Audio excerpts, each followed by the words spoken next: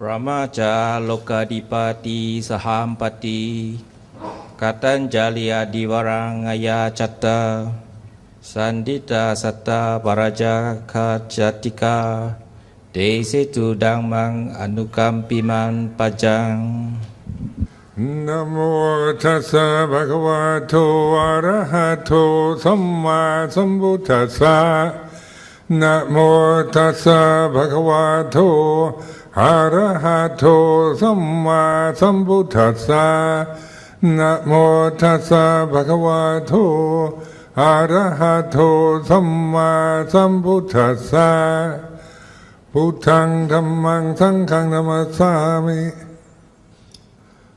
So, I'm very pleased to have this opportunity to attend this very auspicious day in this very grand Buddhist center. To see my respects to all the Sangha members assembled here, and to all of you who have this interest in teaching practice of Lord Buddha. And of course, this is a very impressive building, and to see the interest in Buddha Dhamma growing in Malaya like this is, I never expected to see anything so impressive, actually.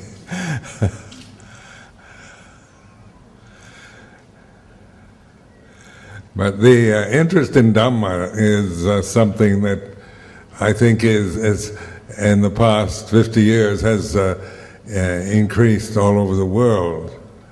And the word Dhamma, of course, is a significant word because in English we don't have any really exact equivalent to it. And it's a Pali word, and it means best translated as the truth of the way it is. It's not about some kind of abstract truth or some esoteric teaching of any sort. So the whole point of the Buddha's teaching is awakening human individuals to Dhamma, to truth, to reality. And so talking like this, and sometimes in the West, where I live in England, people, well, what is the reality? Because they want me to tell them. And of course the Buddha's invitation is to look and see for yourself. Why ask somebody else when you're experiencing it right now? So it's as simple as that, but yet notice the human condition is one in which we see ourselves always in terms of the conditions, attachment to conditions, attachment to the physical appearance we have, and to the cultural attitudes and religious attitudes, personal identities. Everything becomes more than what it is. And so the practice of meditation as encouraged by the Buddha, the samatha vipassana ways of meditating are ways of developing a sense to experience for yourself this completely awakened consciousness in the present moment. When I first started practicing meditation in Thailand many years ago, and of course the emphasis was on the three characteristics of existence, of all conditioned phenomena, anicca, dukkha, anatta. And anicca I had no problem with. It seemed obvious, spoke for itself. Dukkha, I could see that. Anatta, I couldn't at all. Because if there's any one thing I felt is that I'm here, this is me, and why should I deny it, I am a separate person, a personality, an individual, a physical form. And to say that I don't exist sounds ridiculous. And then that's from the very conditioned mind of seeing myself through the the ego, the sense of my identity, my self-worth in regards to my experience of life and my appearance, nationality, social status, religion, educational qualifications, gender of the body, age, all the rest create this sense of this is what I am, this person, this separate individual person. And so anatta was the kind of enigmatic, the enigma of, for me, because even though I didn't, I wasn't kind of saying it's not true, I didn't quite understand what the point was. And then over the years, training in monastic life with Luang Por Chah and actually beginning to investigate the self-view, the sense of self as I experienced it in my daily life. I could see, how I began to observe how this awareness was one thing, and the emotional habits, the memories that would arise and cease, the identities, the cultural assumptions, everything would arise and cease according to conditions. And they were always changing, and that one couldn't find anything in these conditions that had any permanent soul or self, or they are what they are, but they are in the state of flux, of change. And that which is aware of change, then of course to be really aware of change you have to give up thinking about it and be the mindfulness itself, be the observer, the knower.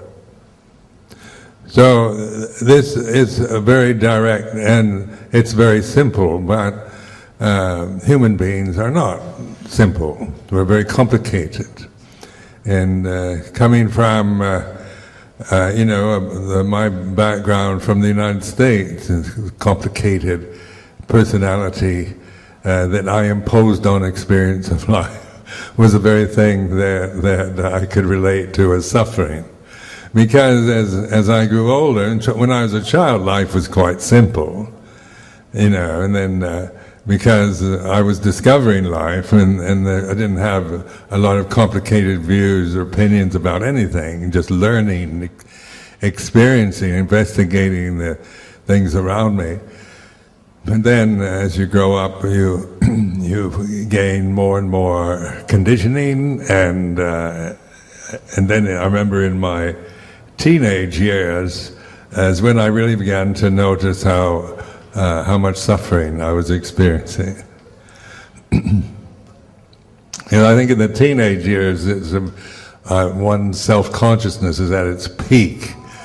If you notice, most teenagers are very much worried about what others think of them and how they look and what kind of clothes they wear.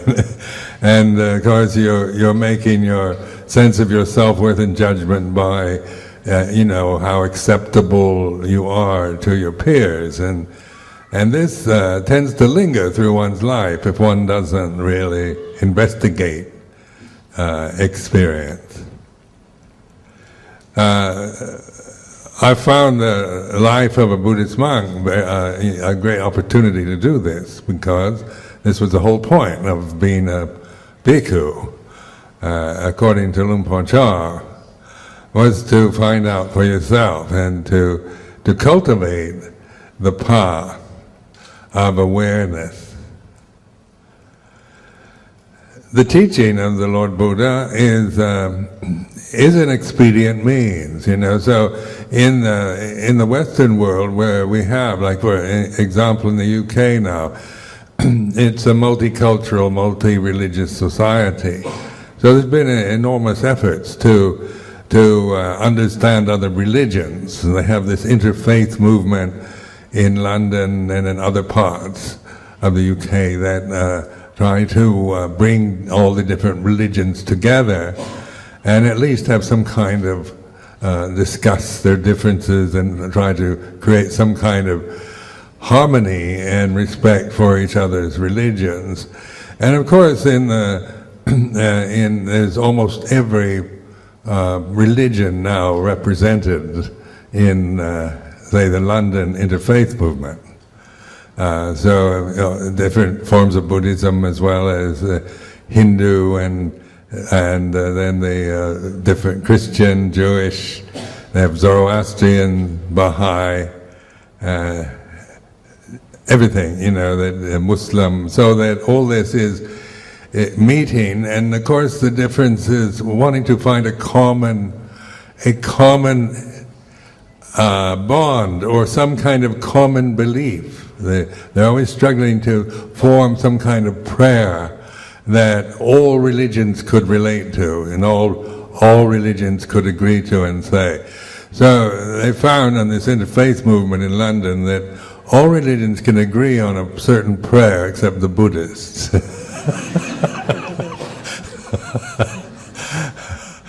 So then the accusation is that the Buddhists are not a real religion, or that it's more of a philosophy, or it's a kind of form of humanism, or ways of putting it outside the category of religion. Because to most people, like in the Western world, they regard a religion as believing in God, believing in a deity. And so and of course, Buddhists, we don't have this is not the foundation of our practice. So it does put us almost in the opposite, almost accuses, some would even consider us atheists, which is now quite respectable in Britain to be an atheist, so it's not like you're going to be persecuted. But there's always a desire to label and fix you into some kind of category. And Buddha Dhamma doesn't really fit totally into any category. So is it a religion, is the question. And then tracing the word religion back to its Latin roots, religio, it means, literally means in Latin a kind of a conventional means to bind you or to the ultimate reality. So it is, in this sense, Buddhism is a religion, because it definitely does that. And then, it's not bind you and a kind of tie you, but it's a way of pointing at the ultimate truth, or whether you call that ultimate truth, or in theistic religions, it's always a form of has a paternal aspect to it. So a belief in God is the way Christians tend to regard religion. Now, in the Buddha Dhamma, there's not a denial of God. It's not like, it's criticizing that, but it doesn't approach that subject. It's not the kind of modus operandi. It's not the basis for being a Buddhist. There are gods in the scriptures, deities and devatas. But this isn't the same thing as what the Christian, Muslim, Jewish see as God, you see. So then saying that I definitely see the Buddha Dhamma as a very clear religion in that meaning of its original meaning. And it's not a theistic religion. Now, theistic religions tend to start with a creed of some sort, so I believe. And then Buddha Dhamma starts with Buddha's first sermon after enlightenment, with there is suffering. So this is quite interesting juxtaposition, because when I was brought up as a Christian, we had to learn the creed. When I was a child, I can still recite the Nicene Creed for you if you want. something you never forget. But so it starts out, I believe in God, and so this was, this was the beginning phase. This is what you start with, and then in Buddha Dhamma, of course, it's in terms of the actual unique teaching of the Lord Buddha. He taught there is suffering, there are the causes, the cessation, and the way of non-suffering, or the path, or the Eightfold Path. Now this is very interesting, why the Buddha used something so ordinary, so banal, so common as human suffering, as a noble truth. Because, why don't you talk about love, or universal love, or something inspiring? This suffering bit sounds very depressing. Because it's easy to misinterpret the intention of the Buddha as some kind of just person who's teaching a depressing way of looking at life. But the very statement in the Pali tradition is it's a statement. It's not saying everything is, or there's only suffering. It's a statement that's quite obvious. It's a fact. We can all see that ourselves. It's not a matter of believing in it, it's just recognizing it. So there is suffering, and then of course the way to be free from suffering. Well, sometimes in the interfaith movement they never get to the fourth noble truth. They just stop at the first one, because that's the first thing they encounter. The thing I found in living in Britain during these many years is that there is, the teaching of the Buddha fits into almost every category. It's religion, it's philosophy, it's psychology, it's science. It's everything. It includes everything. And this word Dhamma is that way. It means it's a word that may include, it's all inclusive. So Buddha's teaching can be put in different contexts. When I find I'm talking to an interfaith group, I talk about Buddha Dhamma as religion. But if you're talking to a group of scientists, then you can put it in that category, or psychologists. But it's just that in it, the Buddha's teaching includes everything and no thing. So it's it's like a paradox, or it takes you beyond just the conditioning of thought and having to categorize and define and explain and analyze every condition like we tend to do. We want to know. There's this conceit in the human heart that wants to know everything about everything. Like God, to be at the top of the universe and know everything. And so that, we trying to desperately now to learn more, increase our brain power, increase our knowledge, to know more and more about everything that we can possibly know about. But it just goes on and on and on. And both into, vast, universal, endless, infinite universe that we're experiencing, to the minutiae, nanotechnology and microscopic, the other direction of just that which we cannot see, but we can experience or see in some way through technology. So this direction of always seeking something outward. Now notice that the human in your own lives, how the tendency is always to seek happiness as something you find outwardly, or seek security, or this movement because of the nature of our human state of looking outward and trying to find. Even in theistic religions, it's easy to interpret them in terms of finding God as some external force out there, and yet in the mystical form, say, of Christianity, it's about seeking God within, and yet the conditioning, the cultural conditioning, and the thinking process tend to encourage this movement outward, to always look for something external, either in the sky or on the planet or in another country or another person. Now, this is, and then the Buddha's teaching in his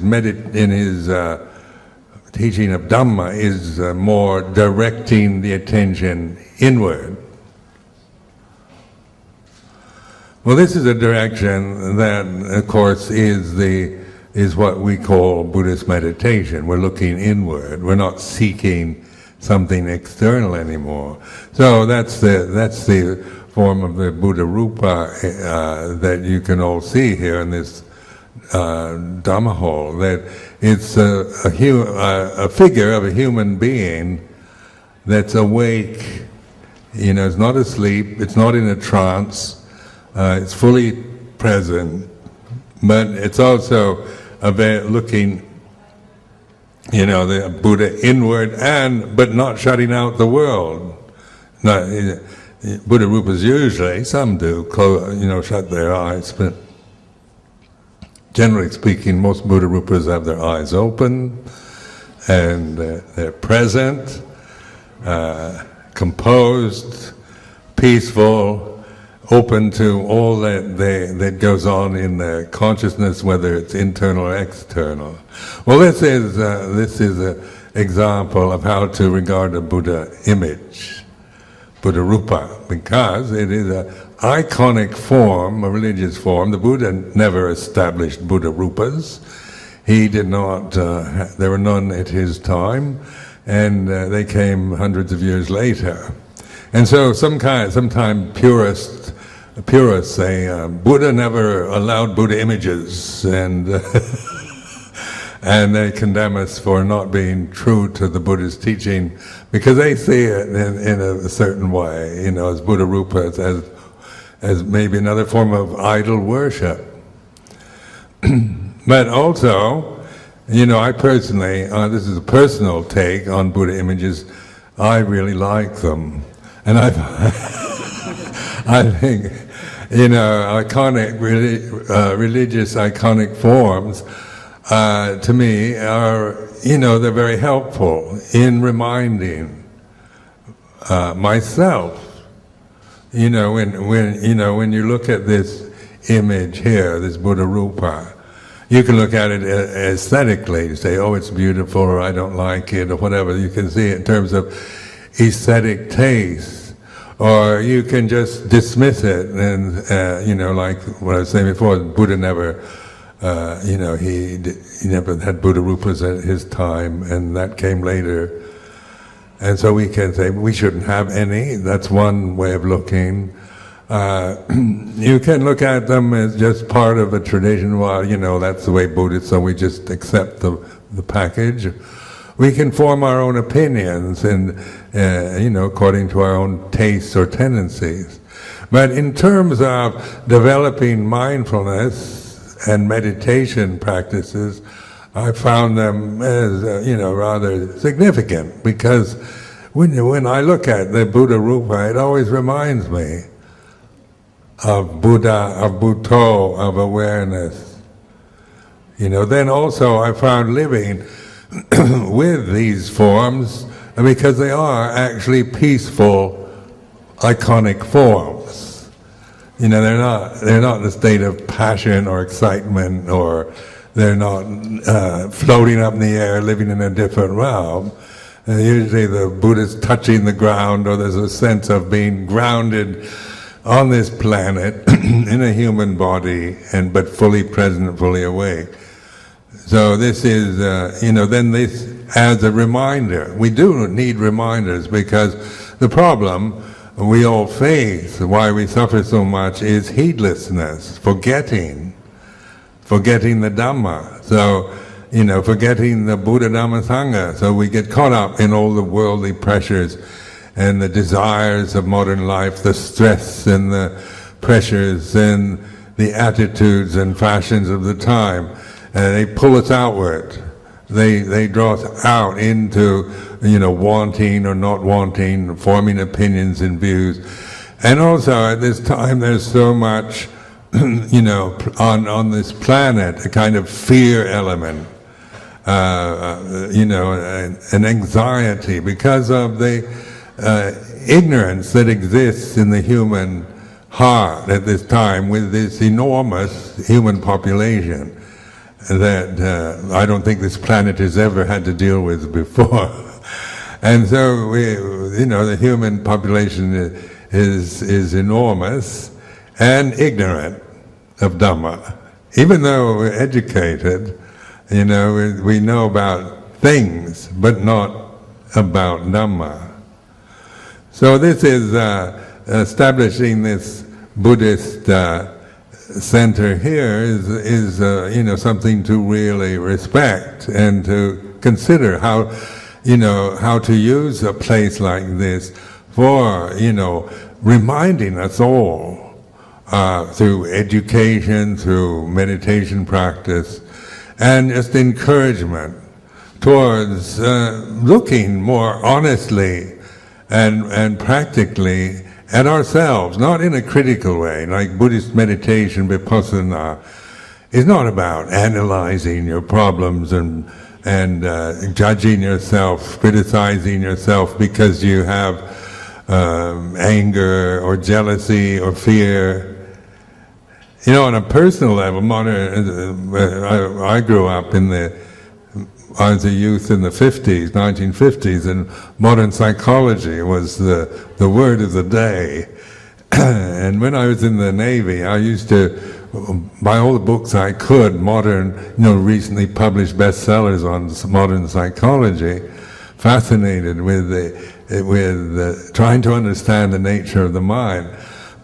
But it was, I'm not disparaging this, but it wasn't a liberating experience. I tended to form opinions and increase the sense of myself through this, through trying to figure out why I feel like this, why I act like that, and who's to blame for it. Because in those days there's always somebody to blame. And parents were usually the objects. So we were trying to, my mother didn't, I wasn't really breastfed, so that was why I suffered.